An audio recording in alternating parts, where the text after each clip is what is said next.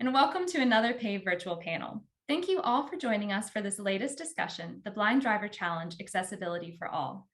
The National Federation of the Blind launched the Blind Driver Challenge in 2004 to shatter misconceptions of what is possible in non-visual driving technology and push for new technologies to support transportation independence for blind people. Today, we'll be discussing the incredible accomplishments of that Blind Driver Challenge, the plans for 2021, and how accessible AV technologies can provide new possibilities for blind people, both on the racetrack and in everyday life. My name is Tabitha Coulter, and I'm PAVE's Director of Operations and the moderator for today's panel. Let me take a moment to introduce our guests, and then we'll get started with the conversation. Our first guest is Anil Lewis, Executive Director for Blindness Initiatives at the National Federation of the Blind. Anil, great to have you here with us today. Pleasure. Thanks for having me. And our second panelist is Tony Lee, the Accessibility Program Manager at Cruise. Tony, thanks for joining. Happy to be here. All right, let's go ahead and get started with some background about the Blind Driver Challenge. And now, could you talk us through what is the Blind Driver Challenge and how did it come into being? Sure. One quick correction. The National Federation of the Blind Journeyman Institute, the only research institute run by blind people, was established in 2004. Our Blind Driver Challenge initiative was launched in 2010. And the goal was to shape the misconceptions of society around what capacity blind people have. The National Federation of the Blind is always confronting those myths and stereotypes around the incapacity of blind people. So our president at the time said, what is it that people think blind people can't do? And he said, drive. And we said, is it because we can't see, or is it because we don't get the information that's necessary to make driving decisions? So we found out it was because we don't have the information, and we began that road of evaluating different ways for blind people to get access to information that makes it possible for people to drive safely and independently. That's amazing. And what would you say are kind of the overarching goals of the Blind Driver Challenge? The overall goal was to make sure that people recognize that blind people not only have capacity as being the beneficiaries of everyone else's goodwill, but also that we had the talent and expertise to be proactive participants in the development of that process. We initially worked with students and a professor out of Virginia Tech, along with Torque Robotics, and they were doing a lot of autonomous vehicle work already. So they thought they were going to put a blind person in a car and then let the car drive us around. But no, we wanted to have the decision-making power. So as President Riccobono stated, we wanted the ability to crash the car if we wanted to. Of course, we didn't want to crash it, but that's the only way you know whether you actually have full control. So a lot of the challenges was shaping the engineers around that so that they recognized that we wanted the ability to be able to maneuver the car, get the information to be able to maneuver the car, which in a strange way is really what the autonomous technology does, right? But it provides that information then to other automated processes that ends up helping the vehicle maneuver through the environment safely. Absolutely. And you were just mentioning how Torque and Virginia Tech had been involved in the early one. And so Tony, I'd like to turn it over to you now and hear about why Cruise got involved in the Blind Driver Challenge. Cruise got involved because it was an amazing opportunity. Very much to what Anil stated, it's building into something that there's a misconception that somebody with a disability, somebody with a visual disability, any type of disability is going to be limited in what they can do. That's simply not true. It's the rest of the world built in a way that's accessible, that's equitable to be able to do this. Some people might say this is sometimes considered a little bit nuts, right? And I'm not even talking about a race. I'm talking about taking cars and making them go very, very fast. That's not everybody's cup of tea. But here you can show that anybody could be involved into this. Anybody could participate into it. I myself am very large into motorcycles, cars, and it's one of the reasons why I'm at Cruise. Cruise is here to build safe self-driving vehicles within the city that are all electric and easily accessed for everyone. And in participating with the Blind Driver Challenge, we're showing that transportation, that vehicles, that just even racing cars could be open for everyone. I think it's an amazing push. And I think that highlighting how we can do it and do it safely, because we all know safety is cool. It's amazing. Definitely. Yeah, and if I could add, Absolutely. I think one of the benefits of having Cruise is you need a company who recognizes that innovation does require some degree of risk. And I say that very lightly because a lot of people think, as Tony was saying, that this is insane. A lot of people thought that the Blind Driver Challenge or letting blind people drive a car around the Daytona International Speedway was ridiculous. That's only because they're not generally aware of the capacity of blind people. So that, I think, kind of reinforced the need for us to do what we needed to do, because going into that, people thinking they're crazy.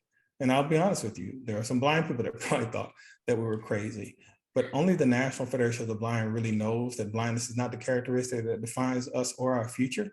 And we're willing to prove that to society every day. So the risk that everyone else thought that we were taking really wasn't as tremendous. It was just exponential because they don't have the knowledge that blind people have capacity. So that really kind of made their fear more exponential. Our fear wasn't anything beyond anybody else's fear that maybe the technology may not work the way that we had planned. But we had contingencies in place, just like everything else, some safeguards and some fail safes, et cetera. So the same, I'll say, risk that a sighted person has to drive on the road were the same risks that we were taking in creating the non-visual interfaces that allowed us to drive the car on the Daytona International Speedway. It's just that we weren't as afraid of blind people doing it because we are blind people and we knew we had the capacity to do it. Yeah, that's really fascinating. I'd like to talk a little bit now about the technology. Anil, could you talk about what type of technology has been used previously in the blind driver challenges? Mm-hmm. And that was a key. People know that through GPS, LiDAR, cameras, et cetera, there's this infinite amount of information that you can gather in order to make driving decisions. Most people think that because they can see outside of a windshield, that they're able to drive successfully. But there's a host of information that you're absorbing at that time. So it does evolve around how does an individual process that information to make good driving decisions. I used to tease my sighted friends when they found that I was going to be driving. I said, but you don't understand that I'm using technology that's going to give me information around my environment that's essential to me driving safely. I'm not going to be distracted by this pretty lady in this miniskirt that you might be distracted by, because that's not a factor that we're considering when we're doing that. She's just a pedestrian. So I don't have all those other peripheral distractions. So that's one thing. So we played with a lot of different ways of rendering that information. And we found out that we needed two key pieces of information for our demonstration. One is maintaining a lane, which we did through what we call drive grip technology. It's a vibrable technical technology using haptics to vibrate on my knuckles. And if it vibrated on my pinky, on my left pinky, I would need to take a drastic turn to my left. If it's just on my left pointer finger, just a slight adjustment of the wheel to my left, and the same with the right hand. And the other was the speed. So we had oh my goodness, I forget the name of it. It was drive grip, speed strip. The speed strip technology were just vibratable tactile pieces on the seat.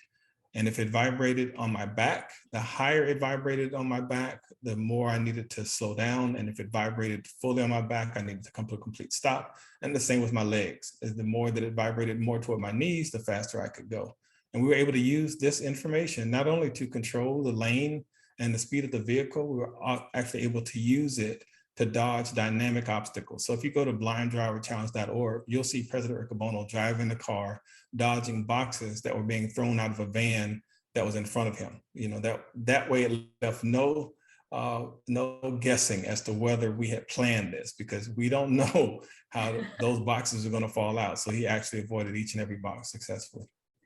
That's fascinating, and honestly sounds like a kind of fun engineering It problem was. to figure that out. Yeah. Tony, anything else you have to add there from the cruise side as far as the technology goes? No, I think he tackled it pretty well. There's a symbiosis of technology to make this safe for everyday drivers on the road, and just finding a new use case from it, putting it into the NFB, putting it into the blind population to be able to experience this and look at a different way where this could be applied. I think it's amazing what's being done, and it highlights that there aren't really any limitations in the way there, just like dodging those boxes. They're not really there to really run into. And this partnership between NFB and Cruise also is a validation that Cruise is willing, to partner in a way that gets them as much information as possible to make the most creative technology moving forward. Because I think that's one of the things that a lot of people miss. When you refuse to engage a population of people who, by the nature of the disability, have to live a life every day of problem solving, you're missing a significant amount of talent on a team that's developing technology to solve problems. So I think that I have to applaud Cruz for, really partnering with us in this effort. Yeah, definitely. And Tony, speaking to that, is there a crossover between the technology that does get used in the Blind Driver Challenge and the technology used in your general design of AVs? While my background isn't so much on the engineering aspect of it, I do know that the camera system, the safety systems that are being used within a blind driver is something that we take very seriously within Cruise with our own tech. The safety aspect of making sure that it can go straight, making sure that there's object recognition to avoid any of those issues going forward is something that's being used consistently to make sure what we use in our own product is going to be safe on these streets. I would like to say we actually had that engine and speed capacity, but I would very much say that it's more so on the safety aspect and just the ability to go that path without running into anything. And that's hugely, I'd say that's probably the most important thing with AVs right now, is to make sure that they can be on the street safely for people to use. Mm-hmm. Absolutely. Yeah, and I think safety, is a really important challenge when we think about AVs, when we think about the Blind Driver Challenge. Anil, are there other sort of big categories that you are also hoping to see the Blind Driver Challenge overcome? I know you mentioned some fear and some belief of the ability for people who might be blind, but is there anything else that you see as sort of big picture goals of the challenge? Around the Blind Driver Challenge or autonomous vehicle technology overall? Let's stick to the challenge for now, and then we can broaden out to AVs. Sure. So our Blind Driver Challenge, actually, in its name, it challenged not only society to recognize that blind people had the capacity, but it also challenged us as blind people. If I'm going to be fully honest, I wasn't sure that we were going to be able to pull it off.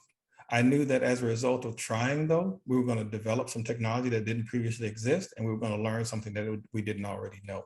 I was optimistic just based on our track record that we would have a level of success, and we were more successful than I had even imagined. So I think that what we did through the Blind Driver Challenge was validated that we as blind people are willing to take that degree of risk to move toward a space of innovation, but also recognize that there's so many things about the perception of blindness within and without the general broader society that we, the National Federation of the Blind, need to continue to deal with every day. But the most important thing I think that came out of that is a validation that blind people should be an active part in the evolution and development of autonomous vehicle technology.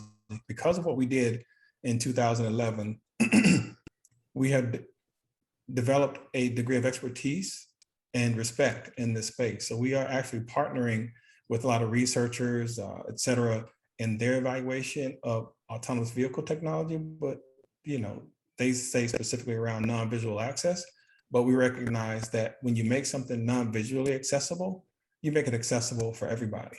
The talking GPS devices that we use to get information about our environments as we move around are probably the primary interfaces that most people use now when they use their GPS. No one's reading the maps anymore. Yeah. So many things that we develop as people with disabilities are universally beneficial to everyone. Absolutely. And thinking about that, universal, as you're talking about, those features are universally accessible and beneficial for everybody.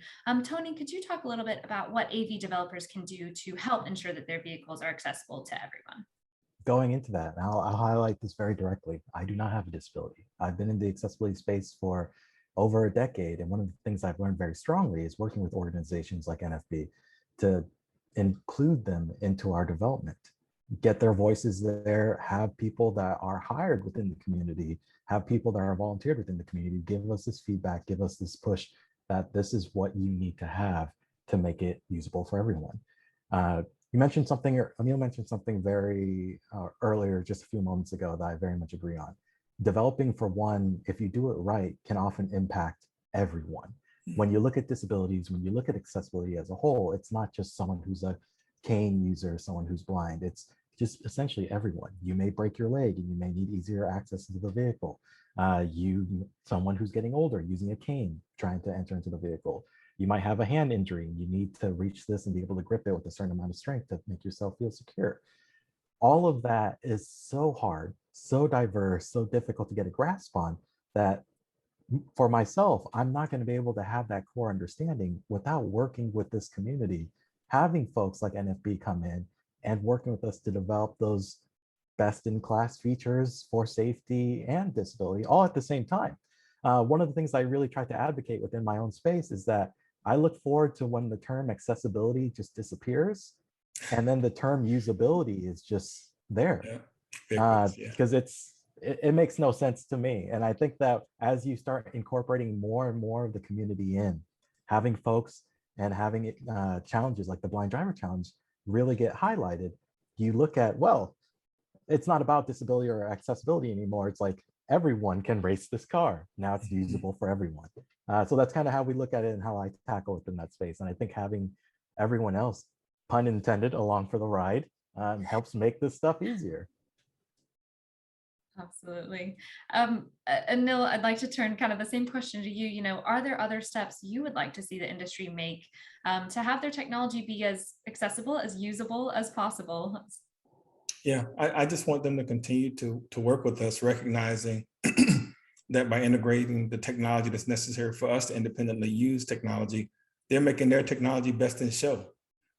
They will stand out head above the rest of the competition. Because as Tony was saying, that makes their technology usable by everyone, but even more so, it presents a platform of innovation that continues to build on top of itself, right?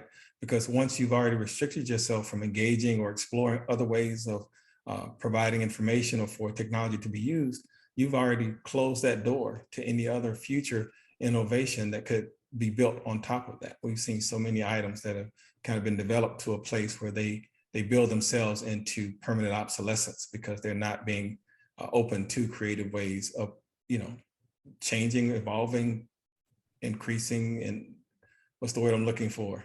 Improving the technology. Absolutely.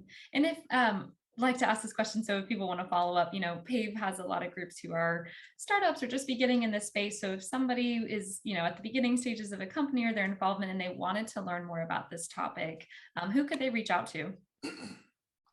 Tony or Anil, either of you. If you want more information about the Blind Driver Challenge, excuse me, and we are accelerating the Blind Driver Challenge in 2021 and beyond, you can visit blinddriverchallenge.org. And you can get information about our public demonstration back in 2011, where President Rick Bono, now president of the National Federation of the Blind, actually drove our blind driver vehicle on the Daytona International Speedway.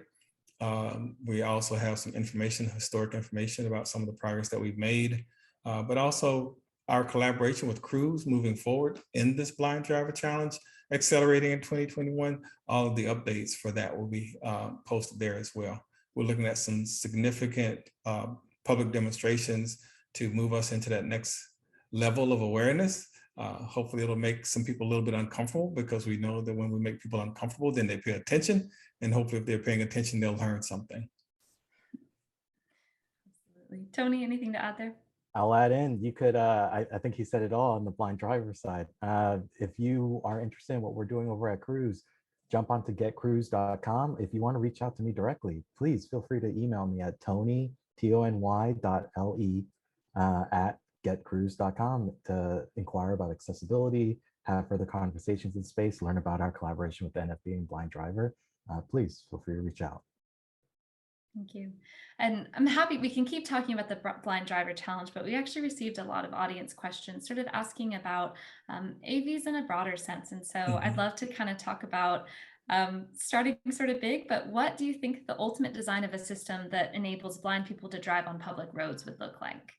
Anil, do you want to start us off? Sure. And again, I'll address the elephant in the room. A lot of people are already predisposed to be afraid of this because they can't even imagine a blind person doing anything, let alone drive a car, because most of them think of blindness as if they close their eyes and they know what it's like to be a blind person. And that's simply just not true. Blind people learn alternative ways of doing things, from cooking, cleaning, taking care of our children, working, etc. That makes us equally competitive with our sighted peers. So when we're talking about looking at blind people driving, I think it's important, one, to understand addressing the first fear of people who are afraid of AV overall. There's autonomous vehicle technology already being integrated into vehicles today, lane maintenance, automatic braking, the information that tells you when someone's in your blind spot as you're getting ready to change a lane. So many different pieces are already being integrated. And hopefully that will allow people to be a little bit easier when it gets to a point where they realize all of a sudden, I'm really just a passenger. The car really does all of this. But I hope that as we move toward that space, people recognize that, okay, if that's going to be the case, maybe I don't necessarily need to see out of the windshield. And hopefully they're getting relaxed around reading the paper as they ride in their autonomous vehicle to work, or already now putting on your makeup is not so much a danger. You can put it on with ease without having to be afraid that you're going to get caught up in an accident. I think that's important to understand, that as sighted individuals get more and more comfortable with the cars driving themselves, then hopefully they'll be less afraid of the concept of blind people driving. But I am not fooling myself into thinking that everyone will be comfortable with blind people driving. I know that will only happen over time. I think that once we get people really recognizing that the autonomous vehicle, so far, the track record, it makes it less dangerous than other vehicles on the road. And as we establish a track record of success in the integration of AV, and then hopefully the utilization of total AV, that it'll become more normal for people to be comfortable with it. And then I'll also add, with respect to adding the accessibility features, and not just the non-visual features that allow a blind person to drive, but individuals with, as Tony was saying, physical disabilities, et cetera. We're going to be looking at some interesting form factors as we evolve, 5, 10, 20 years from now, when people recognize that you don't need a steering wheel and a person to be sitting in a seat that faces forward during the whole trip. So some interesting configurations that may actually result in more safety features. Maybe the orientation of a person sitting in the vehicle facing the rear makes it more safe. I don't know, but we won't find out unless we have the courage to try and invest in these technologies as they become available. That may have been a little more than what you wanted with that question. No, that was great. No, thank you. Tony, anything to add there from your perspective as, working on AV developer, what you would like to see that design look like? In agreement, you have to push the envelope. And one of the best ways to do that is to make people uncomfortable. They may not be familiar with this. Coming from the accessibility side versus the AV side more, I've seen people with various disabilities be able to do a lot of different things going into my career that nobody would ever think was normal. Before ebooks were a big thing, a lot of the folks I work with were already using digital books, decades ahead of the curve. And it was just something that was done.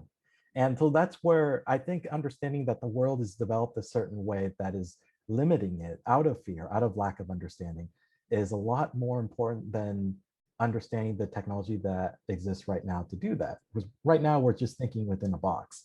And in terms of accessibility, in terms of getting someone who's blind to be able to be on the road, it's how do we think out of that box? Obviously with safety at mind, to keep everyone still a little bit uncomfortable, but at the same time, not injuring themselves, will allow that to move forward. Our world is only limited to where we currently set it up in terms of safety. And right now that level of safety is developed for someone who doesn't have a disability.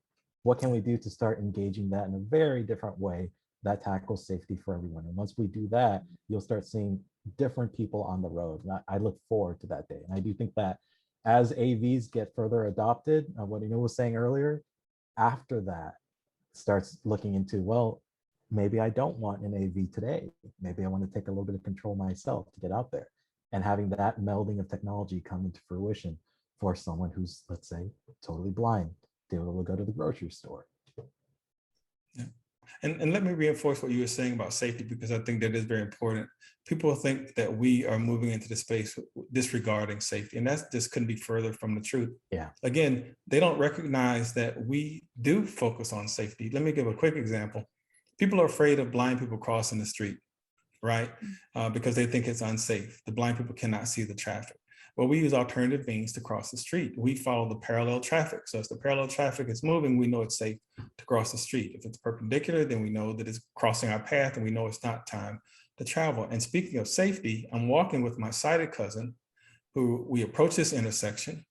I said, okay, we can proceed. She says, no, the light says no. The walk sign says don't walk.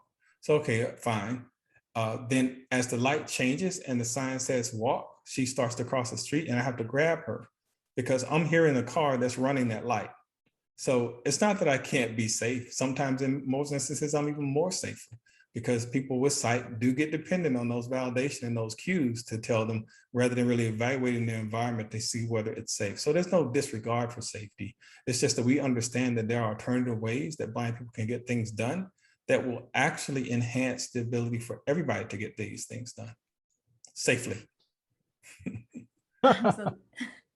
Absolutely. I think that's a great example. I really appreciate that. And your earlier point too about when President Riccobono was doing the blind driver challenge and the boxes, being thrown out at him in his car. Like it's really fascinating to think about the way that this technology might, as you're saying, improve safety, not disregard it for everybody, all populations included. We are almost out of time. We went super quickly, but I would love to kind of end on one final note, which is obviously that, at PAVE, we talk a lot about education. We think there's a lot of value in bringing experts like the two of you in front of an audience to discuss these topics. But are there other actions that you think PAVE or our audiences could promote to drive further awareness to this topic, to the challenge, and to the challenges you guys are hoping to overcome in the future? Sure. I think the major hurdle that we need assistance from PAVE, all its members and others that are probably watching this particular event, is we do recognize that there's a regulatory challenge in the statute. Again, it's all based on people making decisions out of fear from ignorance. So hopefully in this small amount of time, we've at least piqued your interest in understanding that it is possible, it can be done. Just because you don't feel that it can be done doesn't necessarily mean that it cannot. I tell people at our first Autonomous Vehicle Summit, I love people that say that something can't be done because it then inspires and encourages those that can to do so. Absolutely. Tony, any final words there?